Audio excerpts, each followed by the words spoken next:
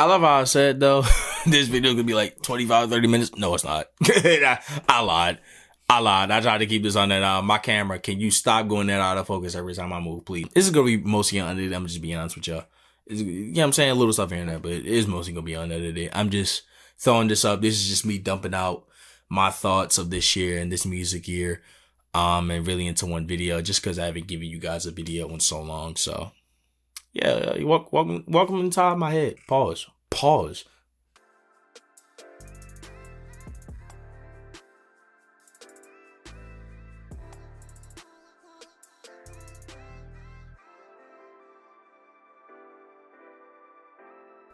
All right, let's go to number 12. let's go to number 12. The boy Drizzy, the boy Drake, For All the Dogs. Again, this is another album where I didn't really have a lot of expectations. Like, it's Drake.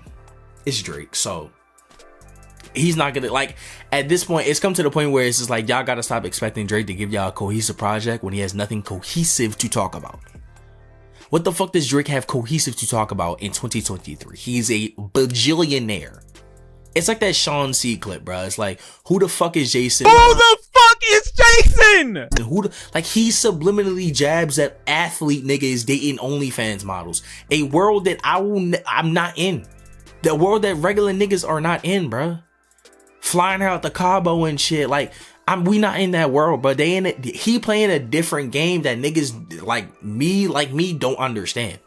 So why y'all expecting a cohesive project when we've heard everything from him? But he's been successful since 2006. What the fuck does he have to talk about at this point? Let me know. What does he have to talk about at this point? This nigga has a talking toilet that's named Tupac. What the hell does he have to talk about that's cohesive in 2023? Y'all are complaining for no reason. Y'all are never gonna get a cohesive project from him no more, bro. It's over. It's over, bro. Just give it up. But going back to For All the Dogs, it's a lot of, he makes playlist albums at this point, bro. So it's a lot of hits on here. It's a lot of slaps on here.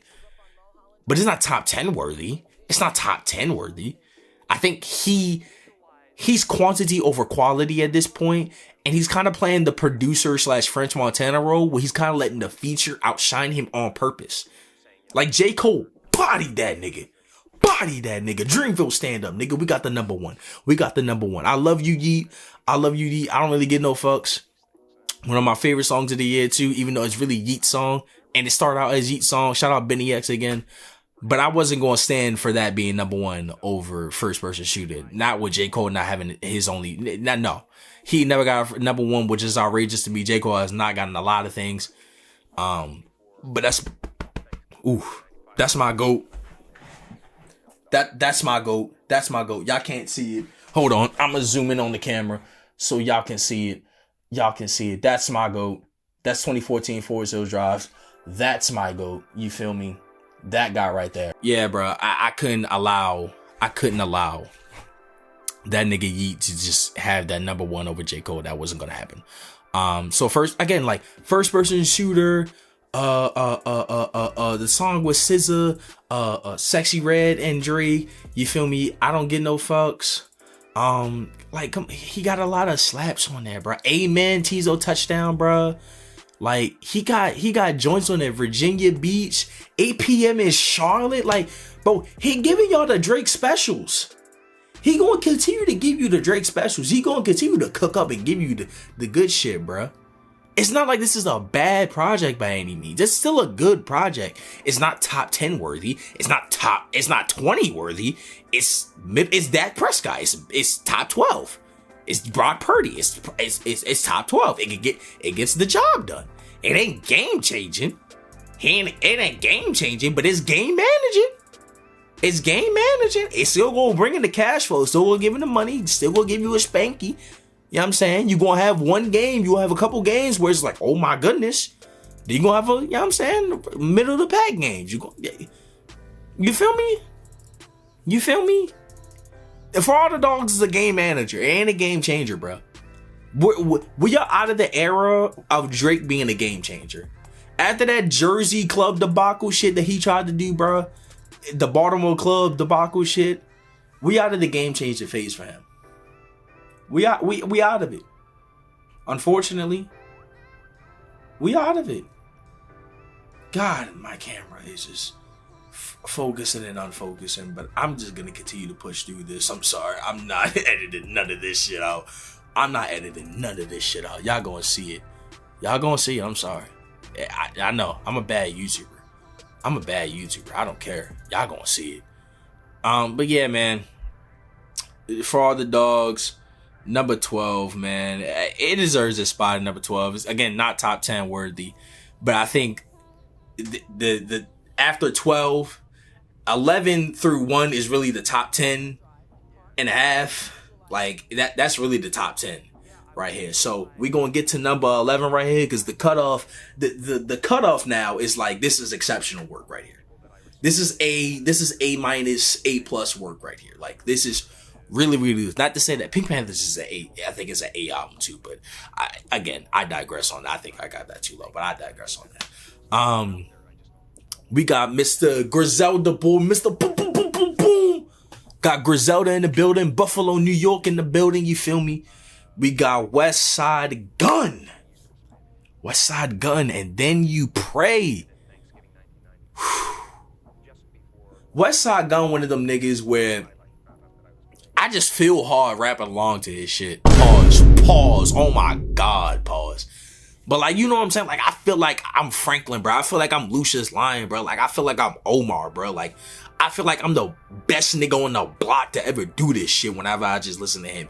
And the fact that he was doing it over like Tay Keith, you know what I'm saying, drama, 808 beats, bro, made it 10 times harder. Because the beats were like G Golly Willikers, like 2 tin cans, a fucking thimble, you know what I'm saying? You got a lady from the 60s harmonizing in the background. You throw a drum pattern in there and you call it a fucking beat like Griselda usually does. Like, it wasn't none of that. There was some of that shit on there, but it was mostly just like, you know, standard like 808 modern rap beats.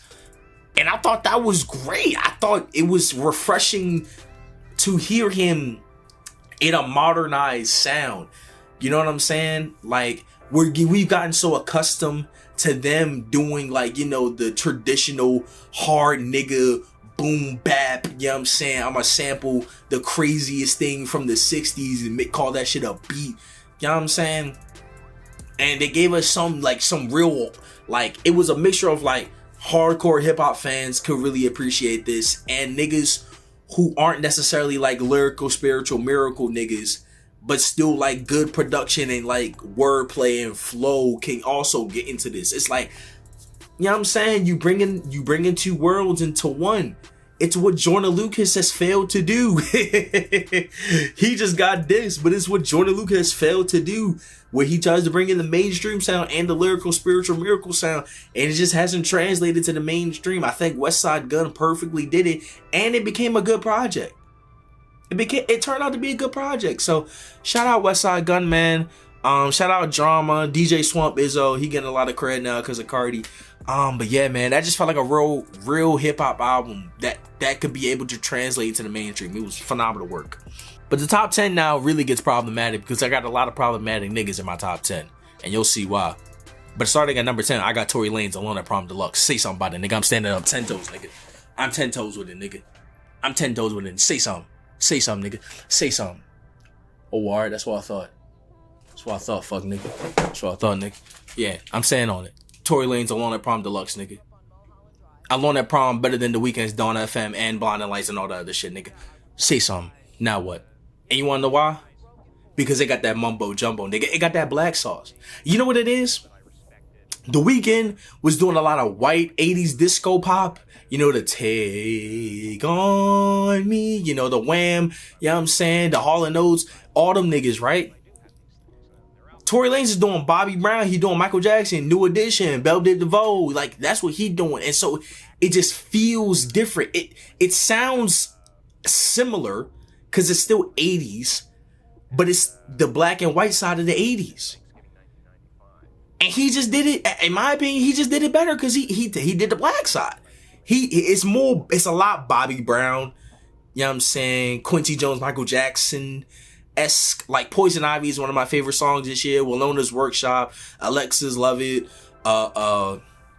Splash, Interlude, Prom King, that song almost made me cry the first time I listened to it. It's phenomenal. Like, he's a phenomenal talent, bro. It's just unfortunate that he just didn't want to defend himself in court, because we could have kept getting this phenomenal work. But now we gotta wait like 4 or 5 fucking years for this nigga to release some shit again. Because even I'm blaming Blue is Low with the Alone Palm Deluxe too, which I'm not mad at, because I've been wanting this for 2.5 years. Well, a year and a half. But yeah, man, that album, it's fire, bro. It's fire. I don't care. I don't care. Fuck y'all. I don't care. Like, I don't care, bro. So we got number 9. Which was originally number 1 for about 2 to 3 months. Then it dropped down to like number 2, number 3, then number 4. Then as I'm making the list, mind you, it took me an hour to make this list. And because I forgot to put in some stuff on the list, this one just kept falling, and it fell all the way down to number 9. But it's Lil Yachty, Let's Start Here. I'm not going to get too into it because I want to make a full-on deep dive on Yachty and his comeback, because it has to be studied. You know how like I'm like a big fan of saying his fall off has to be studied. His comeback has to be studied. Like, I know Patrick CC did a video about, Lil Yachty's, rise, but I think his comeback needs to be talked about. Because yeah, he did the Michigan boat stuff. He was in Michigan. He was doing the Detroit thing. He was learning that thing. But I feel like once he got with Drake, it allowed him to just, it was some that just sparked some creativity in him that he wanted to be taken more seriously. And so after he got the, song with Drake, the biggest hit from, I'm saying, that he got so far in his career with Drake, it felt like something sparked in his head. Was like, all right, now that I have this momentum, I need to be able to like branch out, do something seriously. And Let's Start Here, he brings in all the people from Tame Impala, all the people from the funk. It's not that I don't dislike Tame Impala, it's just they're not really me, you know what I'm saying? Like, I like funk psychedelic stuff, but like, it's not really my bag that I'ma just hop into every now and again. But like, this is one of the things where, like, as a casual, I'm like, okay, this is fire. That's fire. It's different, bruh.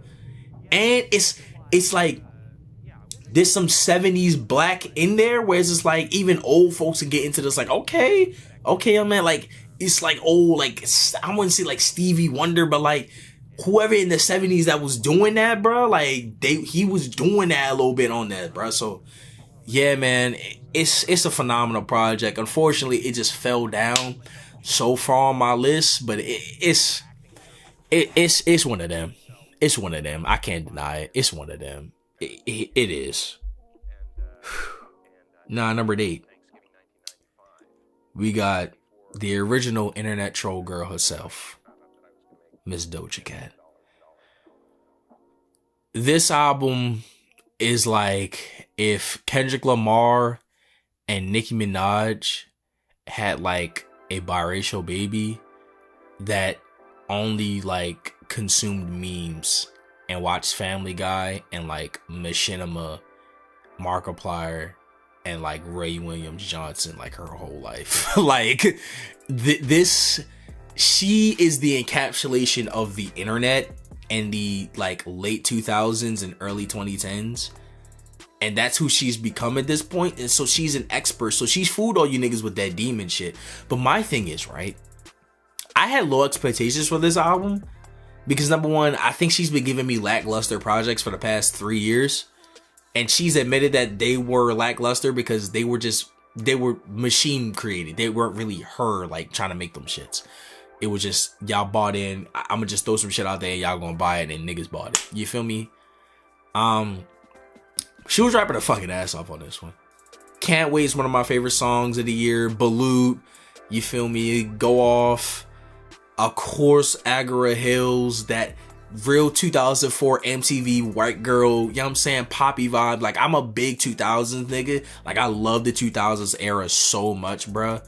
You know what I'm saying? Like, I love the black side, don't get me wrong. I hate the fashion. But like the pop rock side, like the video game side, that's the side that I really lean into because that's the shit I really grew up on, you feel me? So like, she really knows how to tap into that, bruh. And yeah, man, I didn't like Paint the Town Red, but it just kept getting more catchy. Attention's not a bad song, you feel me? Like, it's something about that album, I was just like, I can't shit on her, bruh. Yeah, she let them white people call her the N-word, bruh, but I can't shit on her, bruh. I can't. The slaps is there, y'all. The slaps, like Tory Lanez, the slaps is there. I can't discredit the slaps. It ain't like she R. Kelly. It ain't like they R. Kelly. Whereas, like, the music is so entwined with him pissing and fucking on 13-year-olds. Like, she ain't, you feel me? Talking about how she letting KKK members slut her out. She ain't talking about it in the music, so separate it, bro. You gotta separate it, and it's fire. It's fire, so it's not number 8. That's gonna seem crazy to y'all. I know a lot of my music takes are crazy to y'all. But again, they're mine. If y'all want to talk about y'all own, put it in the comment section. Let's boost this video. W marketing. And number 7, though. And I think this is also another one that I think I got a little too low. But this is a musical. This is true R&B. Like true R&B album where it just feels like a cohesive musical cinematic experience. Where it just feels like it's larger. It's just larger than the music. We have Daniel Caesar. Never Enough. Again, another nigga that's problematic.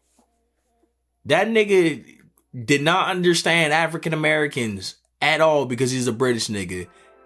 And started talking crazy shit when nobody asked for his opinion.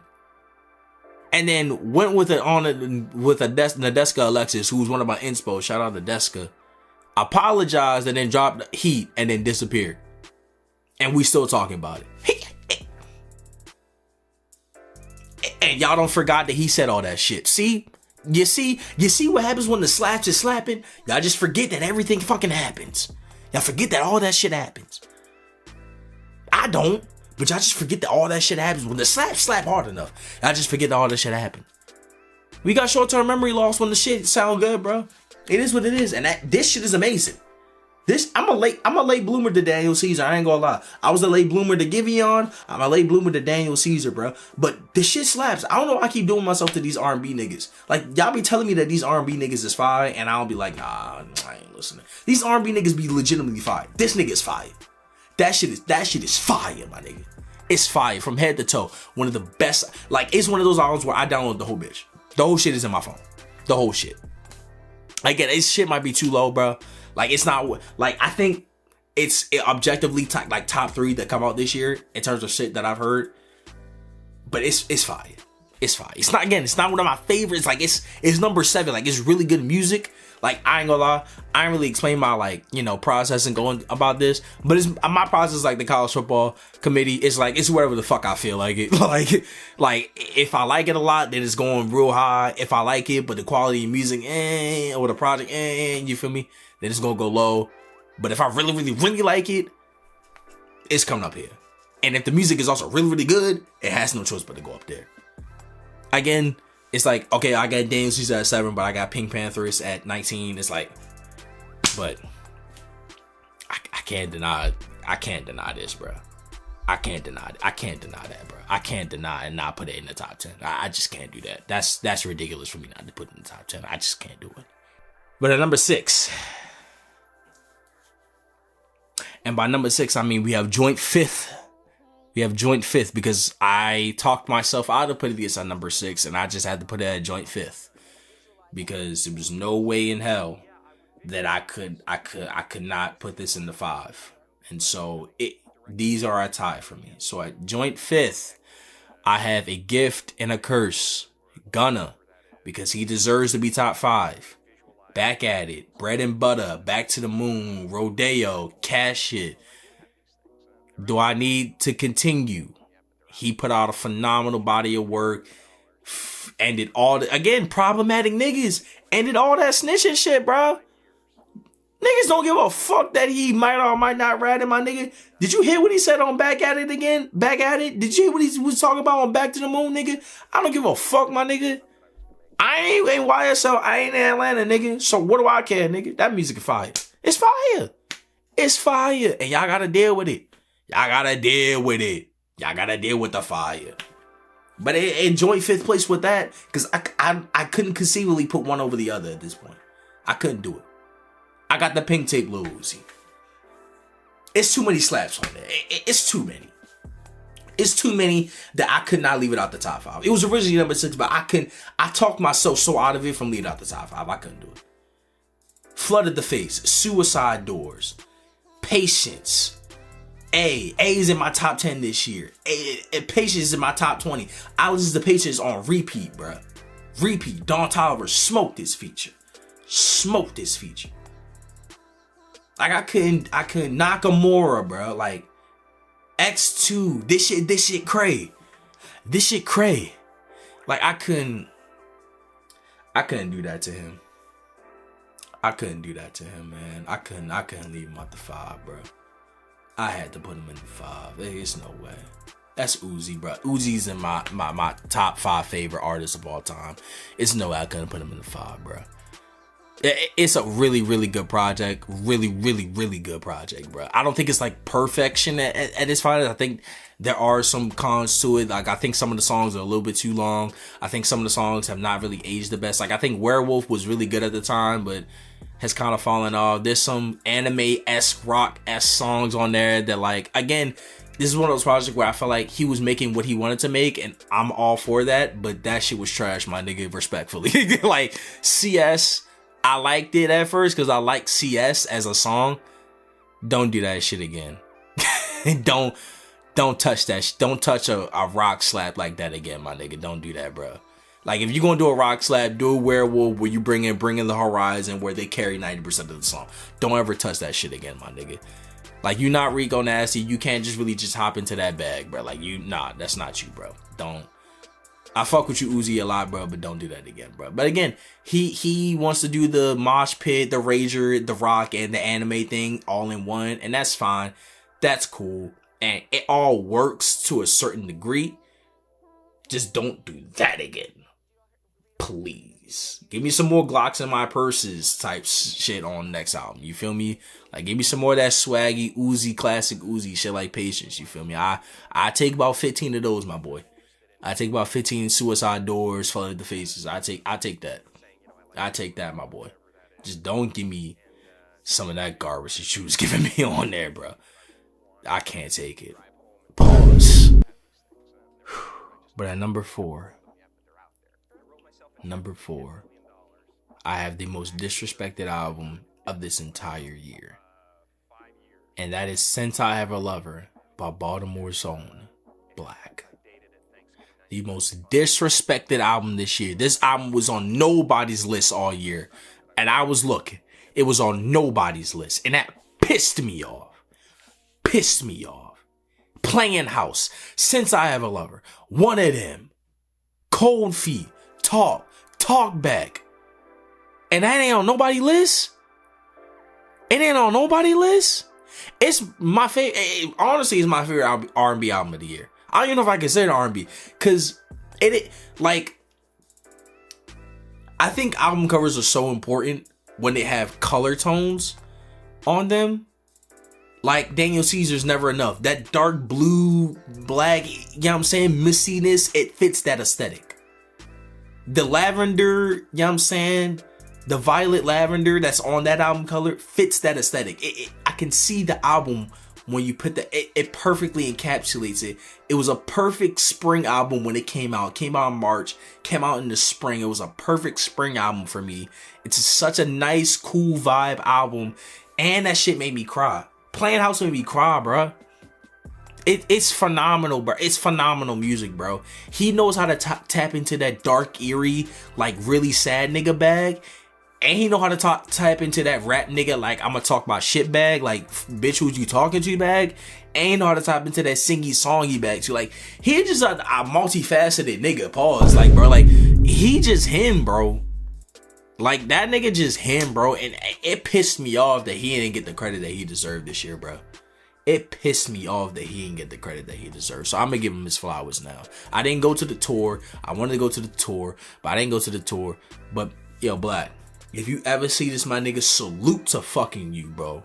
Salute to you, bro. Because you're not getting the credit you deserve on that, bro. This shit is phenomenal. Whole album in my phone. It's my favorite R&B album of the year. Whole album in my phone. Straight like that. Well, I don't know. the one, it might be one above that. We might count R&B, but it's one of them. It's one of them. That's on Everything I Know and Love. Is one of them. But at number 3, now I got extreme bias towards this one. So yes, it is better than the Pink Tape. Travis Scott's Utopia is better than Pink Tape, nigga. I'm standing up. I'm ready for war, nigga. I got my dukes up. What's up, nigga? What's up? What's up, nigga? Now what? What's up? I box on this. I stand on this every day of the week, nigga. I stand on business. I stand on business every day of the week when it comes to this shit, bro. You wanna know why, nigga? Cause you ain't go to the concert. You didn't go to you wasn't there. I was there, nigga. We shook the entire arena when Fiend came on, nigga. I don't even like Modern Jam, but I was going crazy. My camera died. So yeah. But that doesn't mean I forgot where I left off. That doesn't mean I forgot where I left off. Because Modern Jam is actually a really, really bad song. It's really, really bad. And that was one of the reasons why I felt like the Pink Tape was better than Utopia. But then I heard it at the concert. It's still a bad song. But don't white people love that Kanye bullshit, bro? Like, I don't know what it is, bro. Like, with white people and Kanye, maybe because he's anti-Semitic. I don't know what it is, bro. Like, I don't know what it is. But don't white people love that shit, bro? Like, they love that weird traditional boom bap bullshit, bro. And it just brings something out of them, bro. Like, that shit is trash. Like, Modern Jam is bad, bro. It's some bad songs on that album. But I don't think that bad outweighs, like, the bad on the Pink Tape. Like, I think there's just absolutely awful songs on the Pink Tape. Like, absolutely awful songs on the Pink Tape.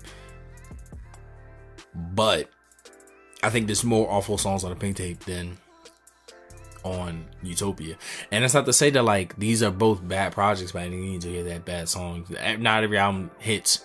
You feel me? Like, I have perfect albums on here that is not better than these, because the highs on these projects are just, to me, you feel me? But Fiend, when I heard, like, Travis is, like, obviously Travis, right? When I heard Cardi, when I heard the what, that little what, and then he hit that deep voice, that under the, when he hit that, my mind was blown. I said, he done did it again. He done changed the game again. He done found a way to change the fucking game again. Him. It was a him moment. It was a him moment. And then he came back for part 2 of verse 2. He came back for another part. Him. He had Shaq West on that motherfucker too, bro. Like, him. Him, bro. Him, bro. This was his Kanye homage album, bro, and I think he did him justice, bro. I think he did. This was his Yeezus. And in my opinion, it's better than Yeezus. It's better. This is it, bro.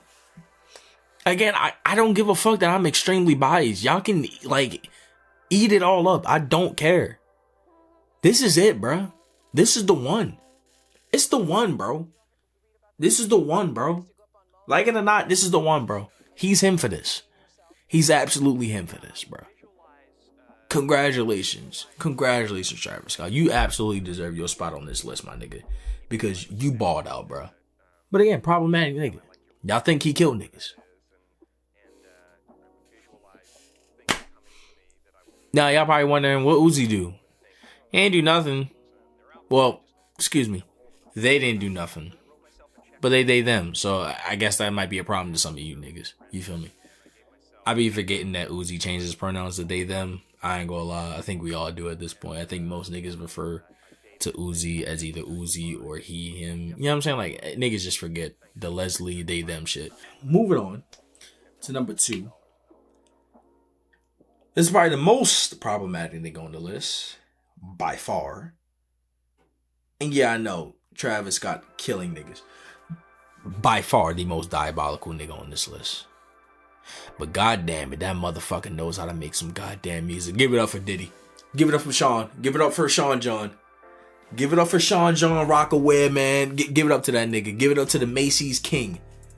The Macy's King. Carry black people. You know what I'm saying? In the 2000s at Macy's, nigga. Give it up to that Sean John, nigga, bro. He him. The Love album is him. It's just moments with Jay Beezy, bro. I didn't know who the fuck Jazzy was. I was actively searching for Jazzy. I didn't know who the fuck Nyjah was. I'm actively searching for Nyjah. Those are my 2 favorite songs. 2 are like my top 15 songs of the year. Mind Your Business with Kehlani and Ty Dolla $ign is like toxic R&B meets like gospel, and it just became like phenomenal. And then he put some synths at the end. Ty Dolla $ign riffing with the echo and swirling vocals that he always does, that he never does on his own projects. Like I like with Mary J. Blige, you feel me? Like Space with her is not really my bag. I thought the song was cool, but like I know a lot of other people love that shit. Tiana Taylor song, I'm not really a big Tiana Taylor guy, but like I know a lot of people love that song too. That song is good, but I know a lot of people love that song. Like it's a phenomenal album. He's just a fucking scumbag apparently. Like allegedly, he's just the worst nigga ever. And I'm gonna put allegedly because I want to be an MMJ. I want to be a journalist. I want to make it in the world. So like I'm gonna just put this out here right now. Allegedly, he's one of the worst niggas to ever do it. He's just one of the worst niggas to ever live. Like, walked earth. So, but he made the second best album of the year. Arguably, objectively, to me, he made the best album of the year. But he's not better than number 1. And this has been my favorite album all year. And I tried to put others above it. I couldn't do it. I couldn't do it, y'all. Don Toliver, Lovesick. Man, oh man.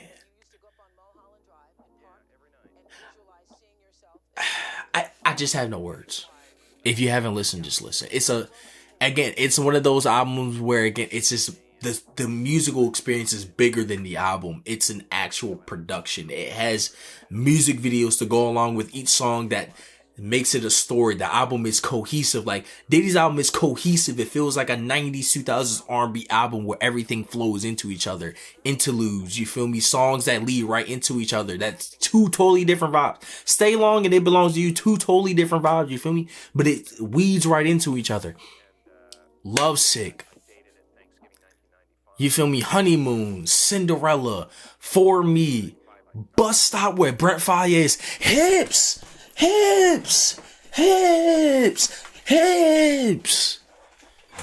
Like, come on, man. And then my absolute favorite song of the year, Company Part 3. It's my album of the year, ladies and gentlemen. It's my album of the year, y'all. I love it so much. I just had too many favorites on that album to not put that at number 1. The song with Tiso Corinne, you feel me? If I Had with Charlie Wilson, like it's too hard. Luckily, If I'm Having with Tizo Touchdown on the deluxe, No Pole on the deluxe, Geronimo on the deluxe. You feel me? I can't not put it on there. I can't. And again, if it's the purple violet aesthetic, I can't not put it on there. It's my album of the year. I have no more other words to say other than just go listen to it. I love it so much.